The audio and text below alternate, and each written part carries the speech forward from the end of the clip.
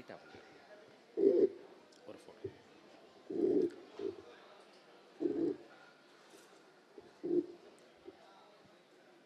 பள்ளிக்கல்வித்துறை, பொது நூலக இயக்ககம், விருதுநகர் மாவட்ட நிர்வாகம் இணைந்து 2 நாட்களாக நடத்தி ஏறக்குறைய நம்ம நிறைவில் இருக்கக்கூடிய இந்த வைகை இலக்கிய திருவிழாவிற்கு வந்திருக்கக்கூடிய அத்தனை பேருக்கும் என்னுடைய மாலை வணக்கம். தமிழில் காலை வணக்கம் மாலை வணக்கம்லாம் கிடையாது, வணக்கம். இந்த தலைப்பு ஒரு உங்களுக்கே தெரியும். இந்த லைட்டை கொஞ்சம் ஆஃப் பண்ணிங்கன்னா அவங்க வாசிக்கிற கொஞ்சம் வசதியாக இருக்கும். Right, okay. லாஸ்ட்டில் தெரியுதாப்பா? வாசிக்க முடியுதா? ரைட், சரி. அந்த தலைப்பை மட்டும் ஒரு தடவை எனக்காக சத்தமாக வாசிங்க பார்ப்போம்.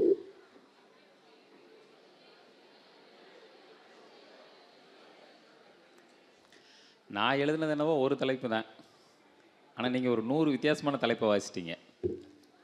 சரி, தமிழில் இருக்கிற 3 வகையான இலக்கணத்தில் பொருளதிகாரம்னு ஒன்று இருக்குது. அந்த பொருளதிகாரத்தினுடைய தொன்மையும் தொடர்ச்சியும் அப்படின்னு நம்ம பேச போகிறோம். என்னடா கடைசி அமர்வில் இலக்கணமானு யோசிக்க வேண்டாம். நான் பேசுகிறேன், உங்களுக்கு புரியுது, அல்லது நீங்கள் பதிலுக்கு பேசுகிறீங்கனாலும் நமக்கு ஒரு மொழி தெரிஞ்சால் தான் பேச முடியும். அவருக்கு கல்வி அறிவு இருக்கணும்லாம் அவசியம் இல்லை, மொழி அறிவு இருந்தால் போதும். அதனால் படித்தவங்க படிக்காதவங்க எல்லோருக்குமே மொழி அறிவுங்கிறது எல்லோருக்கும் இருக்கும். படித்தவர்களுக்கு அந்த மொழியை எழுதக்கூடிய அறிவு இருக்கும், அவ்வளோதான். சரியா? ரைட். அடுத்த அது கொஞ்சம் சின்ன எழுத்தாக இருக்குது, வாசிக்க முடியுதா? ரைட். ஸோ உலகம் முழுக்க 2 கருத்து தான். இந்த உலகமும் உயிர்களும் படைக்கப்பட்டவை அப்படின்னு ஒரு கருத்து, அது ஒரு ஸ்கூல் ஆஃப் தாட், அது ஐடியா ஆஃப் வேர்ல்டு அப்படிங்கிறது. இன்னொரு கருத்து என்ன அப்படின்னு சொன்னால், இதெல்லாமே நம்பிக்கை சார்ந்தது, அதில் கேள்விகளுக்கு இடம் கிடையாது, உறுதி செய்யணும்னு அவசியம் கிடையாது. அடுத்தது, இந்த உலகமும் உயிர்களும் உருவானது அப்படின்னு சொல்லிட்டோம்னா அது அறிவு, அறிவியல். ஸோ ஒரு சூரியன்லேருந்து ஒரு நெருப்பு துண்டு வெடித்து குளிர்ந்து அங்கே நீர் உருவாகி நீர்மம் உருவாகி ஓரறிவிலிருந்து பல அறிவு உயிர்கள் உருவானதுன்னு அந்த ப்ராசஸை நீங்கள் சொல்லிட்டீங்கனாலே அது என்ன ஆயிரும்? அறிவியல் ஆயிரும். உலகத்தில் அப்படி உயிர்களுடைய தோற்றம் குறித்தும் மனிதர்களுடைய பரிணாம வளர்ச்சி குறித்தும் பழமையான பதிவுங்கிறது தொல்காப்பியத்தில் மட்டும்தான் இருக்குது, வேறு எதுலையும் இல்லை. நீங்கள் அதில் தான் ஓரறிவிலிருந்து 6 அறிவு வரைக்கும் தொல்காப்பியர் சொல்கிறார். அந்த அறிவு பொருளதிகாரத்துக்குள்ளே இருக்குது. இப்போ அடுத்தக்கும் ரைட். மொழி உருவாகி ஒரு அதிகபட்சமாக 20,000 ஆண்டுகள் ஆகுங்கிறது தான் அறிவியல் சொல்லக்கூடிய இடம். ஆனால் மனித வரலாறு 3.5 லட்சம் ஆண்டுகளுக்கு மேலே இருக்குது. அப்போ மொழி இல்லாத போதும் நமக்கு என்ன இருந்திருக்குன்னா சிந்தனை இருந்திருக்குன்னு அர்த்தம். உதாரணத்துக்கு இப்போ நான் இங்கே பேசிகிட்டு இருக்கப்போ இந்த பிள்ளைங்க பேசிகிட்டு இருக்க மாதிரி, அந்த பசங்க பேசிகிட்டு இருக்க மாதிரி அவங்களுக்குள்ள ஒரு தொடர்பு இருந்துக்கிட்டு தான் இருக்கும் மனிதர்களுக்கு எப்போவுமே. அந்த தொடர்பை ஒரு பொது தொடர்பாக ஒழுங்கமைக்கிறதுக்கு, அந்த ஒலியை ஒழுங்கமைக்கிறதுக்கு மொழின்னு ஒரு சாதனத்தை அல்லது மொழிங்கிற ஒரு கூட்டு ஒலிப்பை கண்டுபிடிக்கிறாங்க. இப்போ உதாரணத்துக்கு வாங்க அப்படின்னா இப்படி தான் வரணுங்கிற அர்த்தத்தை எல்லாரும் ஏற்றுக்கிட்டால் மட்டும்தான் அதுக்கு அந்த அர்த்தம். ஏற்றுக்கொள்ளலாம் என்ன ஆகும்? நம்மளை மாதிரி 4 பேர் இருப்பான்ல, நீ சொல்லி நான் ஏன் கேட்கணும்னு.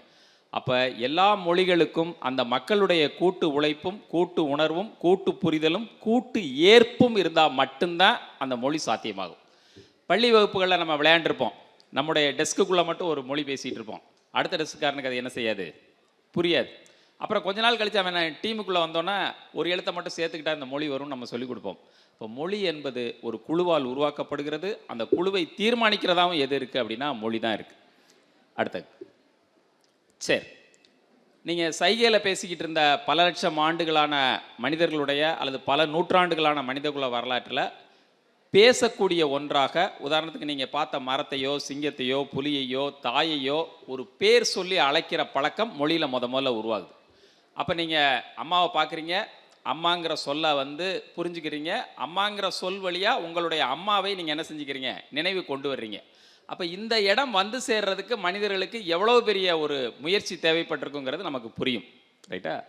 அடுத்துக்கு அப்போ இந்த படிநிலை வளர்ச்சியில் அம்மா முன்னாடி இருக்காங்க, அம்மா அப்பா இருக்காங்க, அல்லது மரம் இருக்குது. அந்த மரத்துக்கு நம்ம ஒரு பேர் வைக்கிறோம். பெயருக்கும் அந்த மரத்துக்கும் சம்மந்தம் கிடையாது. நம்ம நாயின்னு கூப்பிடுறோம், நாய்க்கு தான் பேர் நாயின்லாம் தெரியாது. இது அத்தனையும் மனிதர்களுடைய அறிவு, மனிதனுடைய பார்வையில் உலகத்தை எப்படி பார்க்குறோங்கிற அறிவு தான். அப்போ நமக்கு அது நாய் அப்படின்னு நம்ம சொல்கிறோம், இங்கிலீஷில் டாக்னு சொல்கிறோம்னு வச்சுக்கோங்க. இதை இந்த சொல்லும் அந்த பொருளும் புரிந்து கொள்றதுக்கே ஒரு மெனக்கடணும். கூடுதலாக என்னென்னா, அதை ஒரு எழுத்தில் நாயின்னு 2 எழுத்துலையோ டிஓஜின்னு 3 எழுத்துலையோ எழுதி இந்த சொல்லும் அந்த பொருளும் அந்த நாம் பார்க்கக்கூடிய உயிரும் என்ன செய்யணும், கனெக்ட் ஆகணும். அதுதான் மனிதர்களுடைய அறிவினுடைய உச்சம். மனிதர்களுடைய பரிணாம வளர்ச்சியில் மனிதர்கள் பேச கற்றுக்கொண்டதை ஆகப்பெரும் சாதனைன்னு சொன்னோம்னா மொழியை விட ஆகப்பெரும் சாதனை என்னன்னா எழுதும் அறிவு அப்படிங்கிறது தான். நீங்கள் முதல்ல காந்திராஜன் அவர் காட்டின படங்கள் பார்த்துருப்பீங்க. பல லட்சம் ஆண்டுகளாக மனிதர்களுக்கு கீறல்களும் ஓவியங்களும் தான் கருத்து பரிமாற்றத்தினுடைய வெளி. அதற்கப்புறம் பேசுகிற மொழி, அதற்கப்புறம் அதை எழுதுகின்ற மொழி என்பதாக அந்த வாசிங்கன்னா தெரியும். லட்சக்கணக்கான மொழிகள் உலகம் முழுக்க இருக்குது. அதில் எழுதக்கூடிய மொழிகள் என்பது சில 100 மொழிகள் மட்டும்தான். அடுத்தது, அவ்வாறு எழுதப்பட்ட மொழிகள்லையும் என்ன அப்படின்னு சொன்னால், இலக்கணத்தில் எழுத்து இலக்கணம் இருக்குது, சொல் இலக்கணம் இருக்கே தவிர என்ன இலக்கணம் கிடையாது, பொருள் இலக்கணம் கிடையாது. அந்த பொருள் இலக்கணம் தமிழில் மட்டும்தான் இருக்குது. மற்ற எல்லா மொழிகளையும் இருக்குது, தனித்தனியாக இருக்குது. எழுத்து இலக்கணத்தை பேசக்கூடிய இடத்துல, சொல் இலக்கணத்தை பேசக்கூடிய இடத்துல அது என்னன்னா இல்லை. அந்த பொருள் இலக்கணத்துக்குன்னு ஒரு தனித்தன்மை இருக்குது. அதை ஆஃப் பண்ணிடுங்க. இங்கே கவனிங்க. அடுத்தது போங்க. இதுக்கு அடுத்தது. சரி, அது என்ன பொருள் இலக்கணம்? எழுத்துக்கள் சேர்ந்தா சொல்லுங்கிறது பொது அறிவு. ஆனால் எந்த 2 எழுத்து சேர்ந்தாலும் சொல்லாயிருமா அப்படின்னு ஒரு கேள்வி வரும் இல்லையா? அதனால தொல்காப்பியம் தெளிவாக என்ன சொல்லுதுன்னா, எந்த எழுத்துக்களுடைய சேர்க்கைக்கு பொருள் இருக்கிறதோ அது மட்டும்தான் சொல். எல்லா சொல்லும் பொருள் குறித்தனவே. ரிவர்ஸில் சொன்னீங்கன்னா பொருள் இருந்தால் தான் அதுக்கு பேர் என்னது, சொல்லு. எனக்கு தமிழில் 247 எழுத்தும் தெரியும். எனக்கு பிடிச்ச மாதிரி 3வது எழுத்து, 5வது எழுத்து, 4வது எழுத்து நான் போட்டு ஒரு எழுத்துக்களின் சேர்க்கையை உருவாக்கலாமே தவிர அது என்னவா மாறாது, சொல்லாக மாறாது. ஏன்னா அதுக்கு என்ன இருக்கணும், பொருள் இருக்கணும். இது எல்லா மொழிகளுக்கும் பொருந்தும். ஆனால் அப்படியான இலக்கணத்தை பேசுகிற மொழியாக எது மட்டும்தான் இருக்குது, தமிழ் பொருளதிகாரம் மட்டும்தான் இருக்குது. அந்த பொருள் இலக்கணத்தை தமிழ் 2ஆக பிரிக்கிறது. ஒன்று அகப்பொருள், இன்னொன்று புறப்பொருள். காலையில் அங்கே பாமியன் சார் பேசியிருப்பாங்க, இங்கே ராமர் பேசியிருப்பார். ரொம்ப சிம்பிள். அகம் அப்படின்னு சொன்னால் பெண் கூட்டல் ஆண்னு ஞாபகம் வச்சுக்கலாம். புறம்னு சொன்னால் ஆண் இன்ட்டு ஆண், அவ்வளோதான். இவங்க 2 பேரும் மல்லு கட்டிக்கிட்டு இருப்பாங்க. அவங்க 2 பேரும் எப்படி சேர்ந்து வாழ்கிறதுன்னு மெனக்கெடுவாங்க, அவ்வளோதான். இதுதான் மனிதர்கள் தோன்றுற காலத்திலேருந்து இருக்கக்கூடிய ஒரு சின்ன தியரி. அந்த அகப்பொருளை சொல்வதற்கு நமக்கு ஒரு 3 தம்பி லாஸ்ட்டில் கொஞ்சம் அமைதியாக இருக்கலாம், இல்லை வெளியில் போகலாம். தேங்க்யூ. இந்த முதல் பொருள் அப்படிங்கிறது உலகம் முழுக்க என்னன்னா கடவுள் தான்.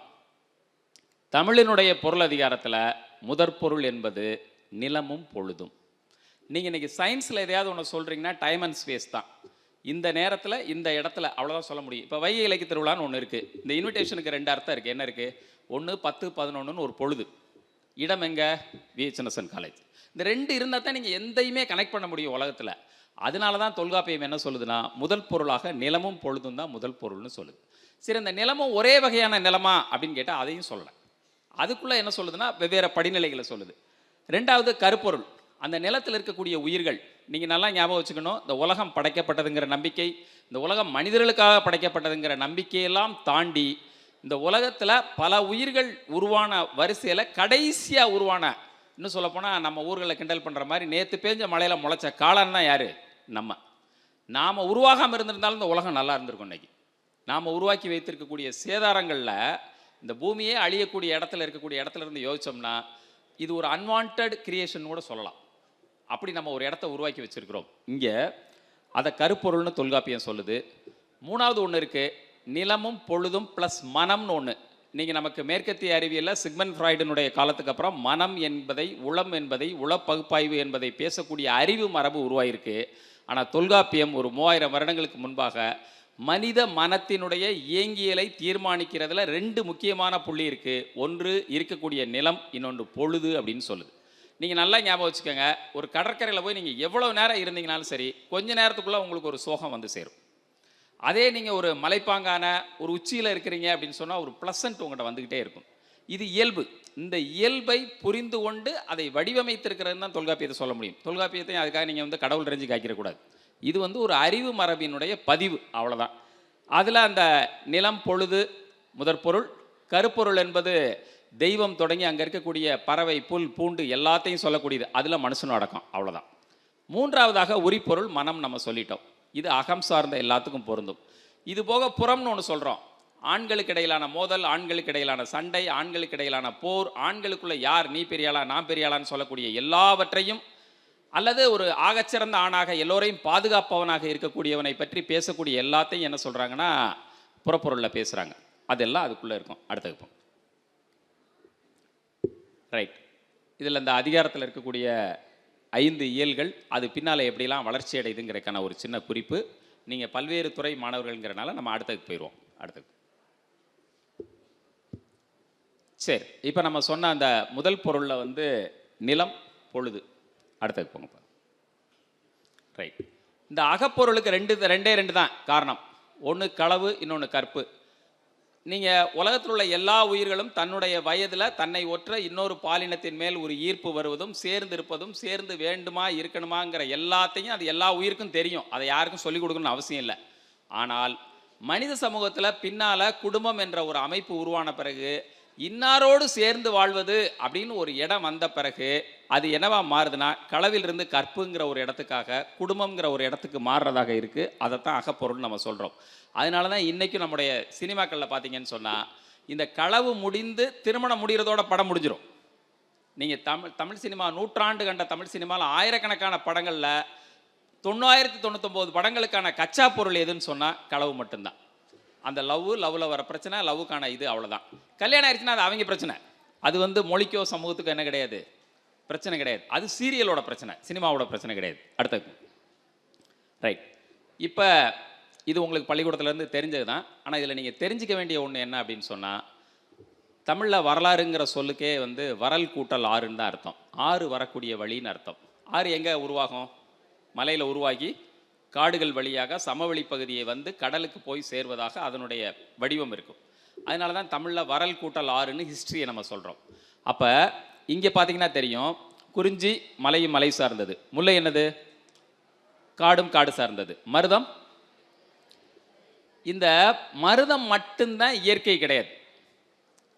மலை நம்ம பிறக்கிறதுக்கு முன்னாடி இருக்கு, காடு நம்ம பிறக்கிறதுக்கு முன்னாடி இருக்கு, கடல் மனிதர்கள் இல்லை சிம்பன்சி உருவாகிறதுக்கு முன்னாடி இருந்து இருக்கு. ஆனால் இந்த நிலத்தை பண்படுத்தி தனக்கான உணவை தானே உற்பத்தி செய்கிறோங்கிற அறிவு மனிதர்களுக்கு வந்தது இல்லையா? உலகத்தில் வேறு எந்த உயிரினத்துக்கும் கிடையாது. அந்த அறிவை மனிதர்கள் வந்து சேர்ந்த இடத்தை தான் தமிழில் என்ன சொல்கிறோம்னா பொருளதிகாரம் மருதம்னு சொல்லுது. வயலும் வயல் சார்ந்தது. உலகத்தினுடைய இந்த அறிவை சொல்கிறப்ப 3 வார்த்தையில் சொல்கிறாங்க. அடுத்தது போங்க. ரைட். ஒன்று வேட்டை மேய்ச்சல், மூணாவதாக வேளாண்மை அப்படின்னு. குறிஞ்சி வேட்டை சமூகத்தினுடைய இடம். வேட்டையாடின குட்டிகளை வளர்ப்பது அப்படின்னு நம்ம பழக்கப்படுத்தின மேய்ச்சல் சமூகம் அல்லது கால்நடை வளர்ப்பு சமூகம்னு சொல்கிறது தான் உலக அறிவில் 2வது இடம். அதைத்தான் நம்ம முல்லைன்னு பதிவு பண்ணுறோம். மூன்றாவதாக இந்த வேட்டையும் மேய்ச்சலினுடைய தொடர்ச்சியாக மனித அறிவினுடைய நுட்பத்தின் காரணமாக உணவை உற்பத்தி செய்ய கற்றுக்கொண்ட மருதம் மூன்றாவதாக சொல்கிறோம். உலகத்தினுடைய மனிதகுல வரலாறு இந்த 3ஓட முடிஞ்சிடும். 4வதாக தமிழில் ஒன்று இருக்குது. என்ன இருக்குன்னா கடலும் கடல் சார்ந்ததுன்னு ஒன்று இருக்குது. ஸோ உலகம் முழுவதும் கடலை தாண்டினா கடல் பூமி தட்டையானது, கடலுக்குள்ளே போனோம்னா அந்த பக்கம் விழுந்துருவோம், உயிரை பற்றின பயம், இப்படி இருந்த காலத்தில் உலகம் உருண்டை என்கிற அறிவும் கடலுக்குள்ளே எங்கே போனாலும் திரும்பி இந்த இடத்துக்கு வந்துருவோங்கிற அந்த அறிவு நுட்பமும், மூன்றாவது என்ன உயிரும் உசுறு தானே போகும் அப்படின்னு உயிரை துச்சமாக மதிக்கிற அந்த பெரு வீரமும் நமக்கு என்னவா கொடுத்துருக்குன்னா நெய்தல்னு ஒரு திணையை கொடுத்துருக்கு. இது உலகத்தில் வேறு எங்கேயும் இல்லை அப்படிங்கிறத அறிஞர்கள் சொல்கிறாங்க. இதில் அடுத்தது கருப்பொருள். நீங்கள் இந்த பொழுதை பொறுத்த வரைக்கும் பெரும்பொழுது சிறுபொழுதுன்னு பிரிக்கிறாங்க. பெரும்பொழுது பூமி சூரியனை சுற்றி வருவதற்கு எடுத்துக்கொள்ளக்கூடிய ஓர் ஆண்டை பிரிக்கக்கூடியது. சிறுபொழுது என்பது இந்த பூமி தன்னைத்தானே சுற்றி கொள்வதுகின்ற 24 மணி நேரத்தை பிரிக்கக்கூடியதான் சிறுபொழுது. அவ்வளோதான். தன்னைத்தானே சுற்றி கொள்றதா பூமி இதை சுற்றி வருகிறதாங்கிறத அந்த ரெண்டுக்குமான டிஃபரன்ஸ். இந்த கருப்பொருளில் எல்லா உயிர்களும் இருக்குங்கிறத நம்ம பார்த்தோம். அடுத்தது இப்போ தான் நான் சொன்ன ஒரு முக்கியமான இன்னொரு இடம் வருது. நிலம் பொழுதோடு சேர்ந்து மனம் என்ற ஒன்றை சேர்த்து பேசுகிற பொருளதிகாரம் ஒவ்வொரு திணைக்கும் ஒரு உரிப்பொருளை முதன்மையாக முன்வைக்குது. அது வந்து நிரந்தரம் இல்லை, அது மட்டுமே இல்லை, அது முதன்மை, அவ்வளோதான். குறிஞ்சி நீங்கள் அந்த இதை பொறுத்த வரைக்கும் பார்த்தீங்கன்னு சொன்னால் புணர்தலும் புணர்தல் நிமித்தமும் சேர்ந்திருத்தல்னு அர்த்தம், அவ்வளோதான். நீங்கள் இன்றைக்கும் திருமணமாகிற தம்பதியருடைய அந்த ஃபஸ்ட்டு அவங்க வெளியில் போகிற தேனிலவு அல்லது ஹனிமூன் சொல்வதற்கு 90% மேற்பட்ட ஒரு தேர்வு செய்யக்கூடிய இடம் எது மட்டும்தான்? ஹில் ஸ்டேஷன் தான், குறிஞ்சி தான். அது நீங்கள் அவருக்கு தமிழ் தெரியணும்னு அவசியம் கிடையாது, இது தெரியணும்னு அவசியம் கிடையாது. குறிஞ்சியினுடைய தன்மை அதுதான். முல்லைக்கு எப்போவுமே ஒரு மாயத்தன்மை இருக்கும். காட்டுக்குள்ளே காணாமல் போயிட்டிங்கன்னா யாராவது ஒருத்தராவது அந்த இடத்துல இருந்தால் தான் மற்றவங்க அந்த இடத்துக்கு வந்து சேர முடியுங்கிறனால ஒரு மிஸ்டிக் இருந்துக்கிட்டே இருக்கும். நீங்கள் அதனால் எந்த சமூகம் வேட்டை சமூகத்திலிருந்து மேய்ச்சல் சமூகம் கால்நடை வளர்ப்பு சமூகமாக வந்து நின்றதோ அவர்களுடைய எண்ணத்தில் கதைகளில் எல்லாத்துக்குள்ளே என்ன இருக்கும்னா ஒரு மேஜிக் இருக்கும், மிஸ்டிக் இருக்கும்.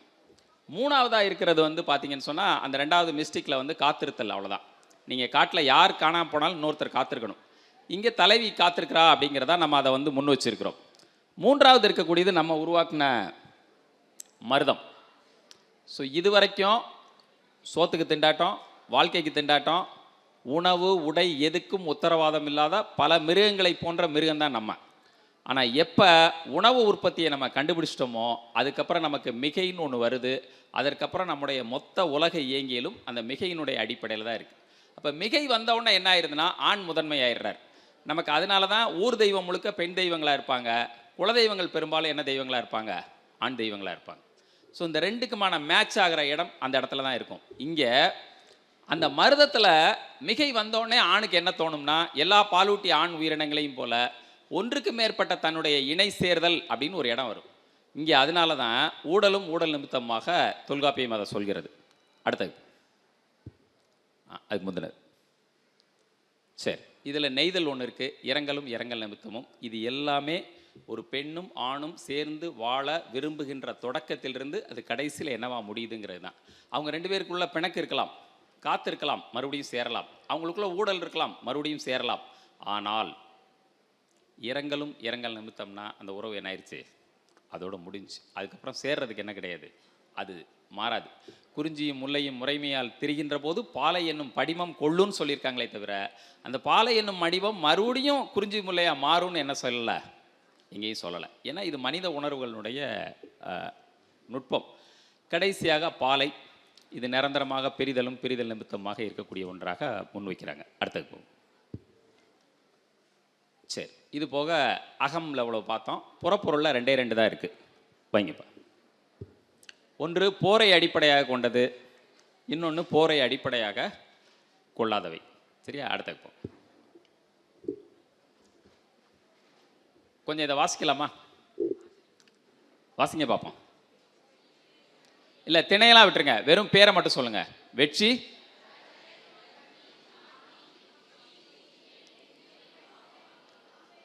ரைட், அவ்வளோதான். இன்றைக்கும் உலகம் முழுக்க மனிதர்கள் வாழக்கூடிய எல்லா இடத்துக்குள்ளேயும் மனிதர்களுக்கு இடையிலான பூசல், மோதல், போர் அப்படின்னா இதுதான் அதனுடைய அடிப்படையாக இருக்கும். ஒன்று வெற்றி, ஆணிரை கவர்தல், ஆடு மாடை திருடுறது, அவ்வளோதான். இன்றைக்கி நம்ம ஊரில் ஒருத்தர் மேலே பஞ்சாயத்து பிரச்சனை என்ன பண்ணுவாங்க, அவன் மாட்டை திருடிட்டு வந்துடுவாங்க, ஏதோ ஒன்று பண்ணிகிட்டே இருப்பாங்க. சரி, பறி கொடுத்தவர் என்ன செய்வார்? விடுப்பா, விதிக்கப்பட்டது அவ்வளோதான், அது நம்ம கூட இருந்தது இல்லாமல் போய்விட்டதுன்னா எடுத்துக்கிடுவாங்க. அதை திரும்ப என்ன செய்யணும்? மீட்கணும். அடுத்தது அதே தான். ஸோ நீங்கள் உங்களுக்கு தமிழில் மாடு தான் செல்வம். மாடு அதிகமாகிடுச்சுன்னா உழுகிறதுக்கு நிலம் அதிகமாக வேணும். அப்போ இன்னொருத்தரோட நிலத்தை, இன்னொருத்தரோட வயலை நீங்கள் சண்டை போட்டு பறிமுதல் பண்ணணும். நம்ம ஊர்களில் பார்த்தீங்கன்னா தெரியும், வரப்போ ஒரு அடி நைட்டோட நைட்டாக நகட்டிடுவாங்க. அடுத்த நாள் காலையில் மம்பட்டியை போட்டு ஒருத்தன் உள்ளே போயிடுவான், ஒருத்தன் காணாமல் போயிடுவான். அப்போ இந்த பழக்கம் வந்து உலகம் முழுக்க என்னென்னா, இரண்டாவது முரண்கிறது என்னென்னா நில ஆக்கிரமிப்பில் தான் இருக்கும். மூன்றாவது அந்த நாட்டினுடைய கோட்டையை முற்றுகையிடுவது. கடைசியாக இதில் சொல்லக்கூடியதெல்லாம் பார்த்தீங்கன்னு சொன்னால், இன்றைக்கும் எந்த நாடும் இன்னொரு நாட்டின் மீது வளர்ந்த சமூகமாக இருந்து போரிட்டாலும் அதை அழிக்கிறதுன்னு ஒரு இடம் இருக்கும். அது உளவுல வஞ்சியாக இருக்கும், மளவுல வஞ்சியாக இருக்கும். இது என்ன நடக்குமோ அதே தான் அதுக்குள்ளே இருக்கும். ரைட்டா? சரி, கடைசியாக தும்பை. என்ன காரணம்லாம் தேவையில்லை, நீ பெரியாளா நான் பெரியாளா, அவ்வளோதான். இதுதான் ஆக உச்சத்தில் மனித அழிவினுடைய அல்லது மனித முரணினுடைய இடமாக முன்வைக்கக்கூடியது. அடுத்தது அதில் வெற்றி பெறதா வாகைன்னு சொல்கிறோம். இது பாடான் திணை, நீங்கள் பள்ளிக்கூடத்திலே படிச்சிருப்பீங்க. பாடப்படும் ஆண்மகனுடைய வீரம், வெற்றி, விவேகம், அதை பற்றிலாம் சொல்லக்கூடியது. கைக்கிளை பெருந்திணைங்கிறதுக்கு வெவ்வேறு அர்த்தங்கள் சொல்லப்பட்டாலும் பள்ளி வகுப்பிலிருந்து நீங்கள் படித்த 2 விஷயத்தை வச்சுக்கலாம். ஒன்று ஒருதலை காதல் அல்லது ஒருதலை காமம், இன்னொன்று என்னென்னா பொருந்தா காமம் அல்லது பொருந்தா காதல். நீங்கள் தமிழ் சினிமாவில் எந்த ஹீரோவை எடுத்துக்கிட்டிங்கனாலும் அவர் உங்களுக்கு தாத்தாவாக இருப்பார், இல்லை சித்தப்பா பெரியப்பாவாக தான் இருப்பார். எல்லாம் 50+, 60+ தான். ஆனால் ஹீரோயின் மட்டும் 18+ தான் இருப்பாங்க. ஓட்டு போடுற வயசில் இருக்கவங்கள தான் இருப்பாங்க.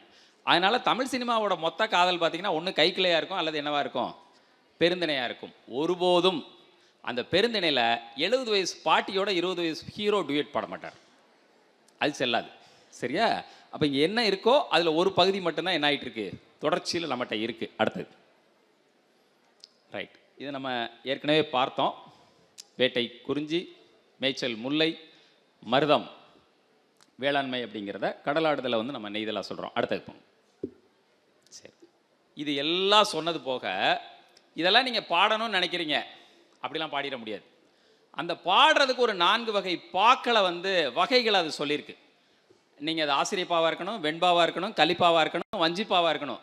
என்னைய ஒரு ஆளை பிடிச்சிருக்குன்னு எனக்கு சொல்கிறேன் அல்லது பிடிக்கலன்னு சொல்கிறேன், அதை சொல்லிட்டு போயிட்டு இருக்க வேண்டியதுனா சொல்லலாம். ஆனால் எழுதணும்னா எதில் எழுதணும், இந்த 4 தான் எழுத முடியும். நீங்கள் அதை என்ன வேணாலும் எழுதலாம். ஆனால் கிராஃப்ட் எது தான், இந்த 4 வகை பா தான். ஸோ இப்படி நமக்கு நீண்ட மரபு இருக்குது, 3000 வருஷம் மரபில் மாறிக்கொண்டே வந்திருக்கு. ஆனால் இப்போ நம்ம பார்க்க போகிறது தான் இன்றைக்கும் அது என்னவா கனெக்டாக இருக்குங்கிறது தான் இனிமேல் இருக்கக்கூடிய ஒன்று. ஸோ மொழி இருக்குது, பொருளதிகாரம் எப்படி இருக்குங்கிறது அடுத்து. ரைட், தொல்காப்பியம் சொல்லக்கூடிய இன்னொரு இலக்கிய வடிவம் இருக்குது, உரை இடையிட்ட பாட்டுடை செய்யுள். அப்படின்னா பேசிகிட்டே இருப்பாங்க, இடையில பாட்டு வரும், அப்புறம் பேசிகிட்டே இருப்பாங்க. நமக்கு இது என்னவா இருக்குது, சிலப்பதிகாரத்தில் இருக்குது. அதை விட்டிங்கன்னு சொன்னால் நம்முடைய கதைப்பாடல்களில் இருக்குது. கட்டபொம்மன் கதைப்பாடலாக இருக்கலாம் அல்லது மருதுருவர் கதைப்பாடலாக இருக்கலாம். இந்த கதைப்பாடல் எல்லாமே என்னென்னா கதையை சொல்லிகிட்டே இருப்பாங்க, இடையில டபால்னு பாட்டு வந்துடும். நீங்கள் நல்லா யோசிச்சு பார்த்தீங்கன்னா கடைசியில் ஒன்று இருக்குது. என்ன இருக்குப்பா, எஸ், முதல்ல உள்ளதெல்லாம் நம்ம சரக்கு, கடைசியில் உள்ளது என்னது, ஐரோப்பாவிலிருந்து வந்த நவீன கலை இலக்கிய வடிவத்தில் ஒன்றான திரைப்படம். அடுத்துக்கு போங்க. ஆனால் உலகம் முழுக்க இருக்கக்கூடிய திரைப்பட வடிவம் வேறு, தமிழ் வேறு. நீங்கள் இன்றைக்கும் இந்தியாவிலிருந்து ஒரு படத்தை ஆஸ்கார் விருதுக்கு நீங்கள் அனுப்பணும் அப்படின்னு சொன்னால் அதில் முக்கியமாக 2 விஷயத்தை செய்யணும்.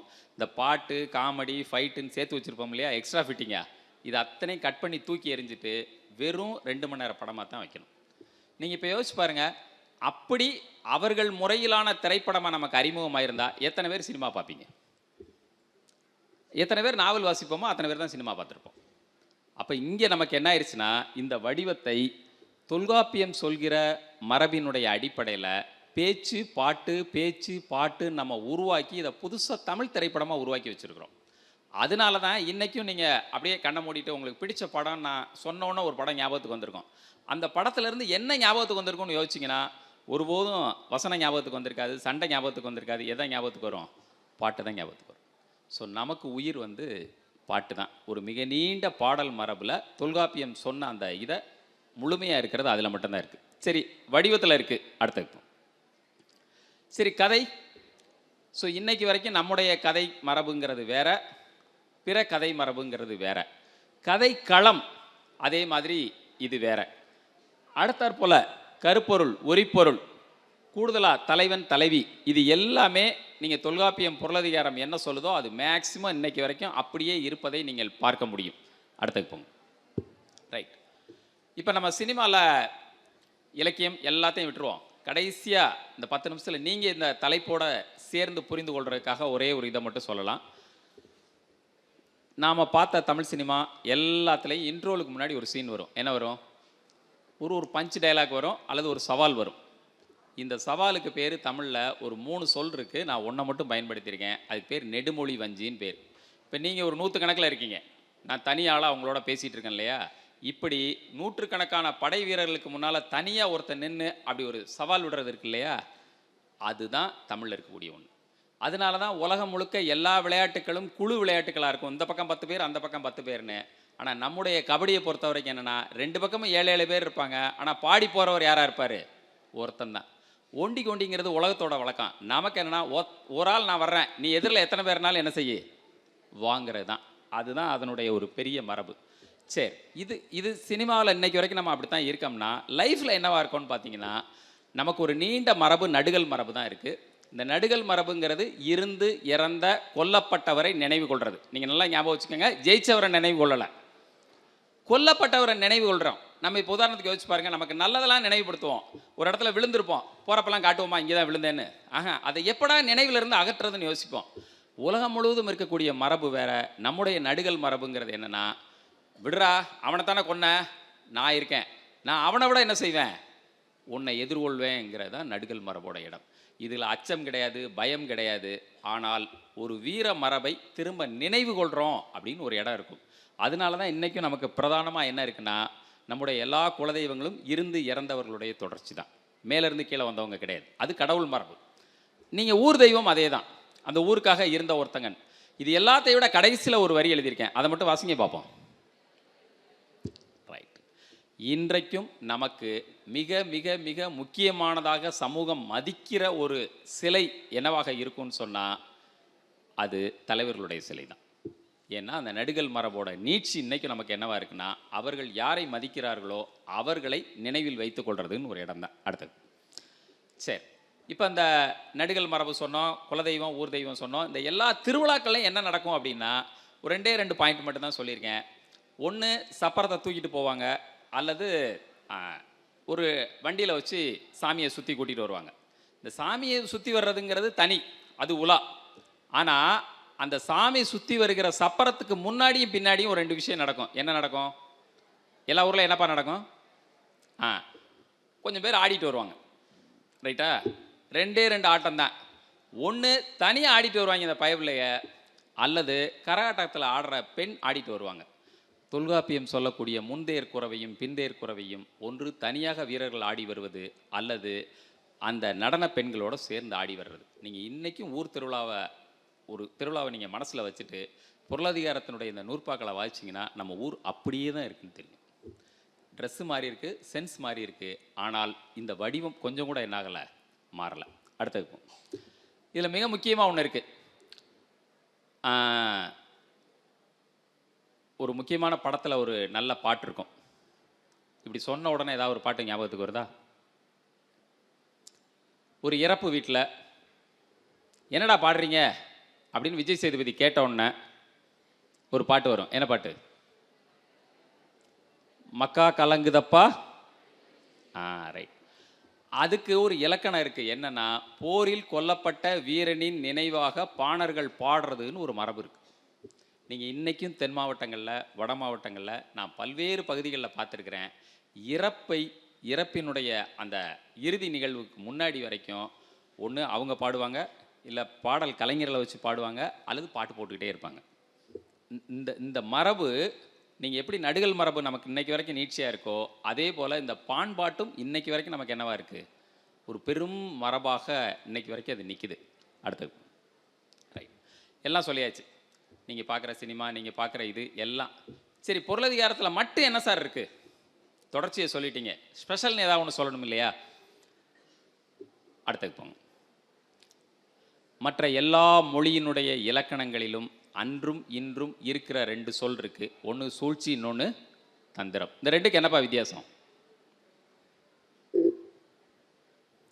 அதெல்லாம் ஒன்றும் கிடையாது. அடுத்தவன் நமக்கு செஞ்சால் அதுக்கு பேர் என்னது? சூழ்ச்சி. நம்ம இன்னொருத்தருக்கு செஞ்சால் அதுக்கு பேர் என்னது? தந்திரம். ஆனால் தமிழை பொறுத்த வரைக்கும் 2மே மானங்கட்ட பொழப்பு. தொல்காப்பியத்திலிருந்து இன்றைக்கு வரைக்கும் சொல்லப்படாத 2 சொற்கள் என்னன்னா, ஒன்று சூழ்ச்சியும் தந்திரமும் தான். அதுக்கு வேலையே கிடையாது. இன்னும் சரியாக சொல்வதுன்னு சொன்னால், அப்படி செய்பவர்கள் நம்முடைய சங்க இலக்கியத்திலிருந்து இன்னைக்கு வர்ற சினிமா வரைக்கும் அது வில்லன் தான் செய்வான். அதை செய்கிறவன் யாரும் நமக்கு என்ன கிடையாது, ஹீரோ கிடையாது. நீங்கள் நான் சூழ்ச்சியில் ஜெயிச்சிட்டேன்னு ஒருத்தர் சொன்னால் அவருடைய நண்பர்கள் கூட அவரை கொண்டாட மாட்டாங்க. அப்படி ஏறாங்க ஒரு பார்ப்பாங்க, இது ஒரு பொழப்பு, இதை வேற என்ன செய்கிற வந்து சொல்கிறேன்.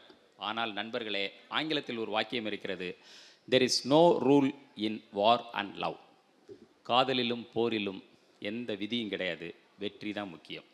தமிழில் அப்படி கிடையவே கிடையாது. அது காதலாக இருந்தாலும் போராக இருந்தாலும் எதுவாக இருந்தாலும் சக மனிதர்களோட சூழ்ச்சியும் தந்திரத்தையும் செய்வதையும் 3000 வருடங்களாக தமிழ் சமூகத்துக்கு அது பழக்கமே கிடையாது. ஏன்னா அது பிற மிருகங்களை வேட்டையாடுவதற்கு, பிற மிருகங்களிடமிருந்து தப்பிப்பதற்கு, பிற மிருகங்களை நாம் கைப்பற்றுவதற்கு பயன்படுத்திய தந்திரத்தை, சூழ்ச்சியை சக மனிதரோடு செய்யக்கூடாதுங்கிறது உலகம் முழுக்க இருக்கக்கூடிய ஒரு தொல் மரபு. செவிந்தியர்கிட்ட இருக்குது, கருப்பின மக்கள்கிட்ட இருக்குது, நம்மகிட்ட இருக்குது, நம்மகிட்ட எழுத்தில் இருக்குது. அவ்வளோதான். நம்மக்கிட்டன்னு சொல்கிறத விட தமிழில் என்ன செய்யுது, அது எழுத்தில் இருக்குது. அடுத்தது ரைட். இப்போ நாம் பேசுகிற வார்த்தையிலேருந்து, நாம் சொன்ன சொல்லிலிருந்து நம்முடைய சிந்தனை முழுவதும் என்னவாக இருக்குன்னு சொன்னால், ஒரு 3000 வருடங்களுக்கு முன்பு எழுதப்பட்ட ஒரு தொல்காப்பியத்தினுடைய நீட்சியை நம்ம என்ன செய்ய முடியும், பொருளதிகாரத்தினுடைய நீட்சியை நம்ம இன்னைக்கு வரைக்கும் பார்க்க முடியுது. இன்றைக்கும் சூழ்ச்சியும் தந்திரமும் இல்லாத எந்த இடத்துல இருந்தாலும் அதை நேருக்கு நேர் எதிர்கொள்ளக்கூடியதாக ஒரு பெரிய மரபு நம்மக்கிட்ட இருக்குது.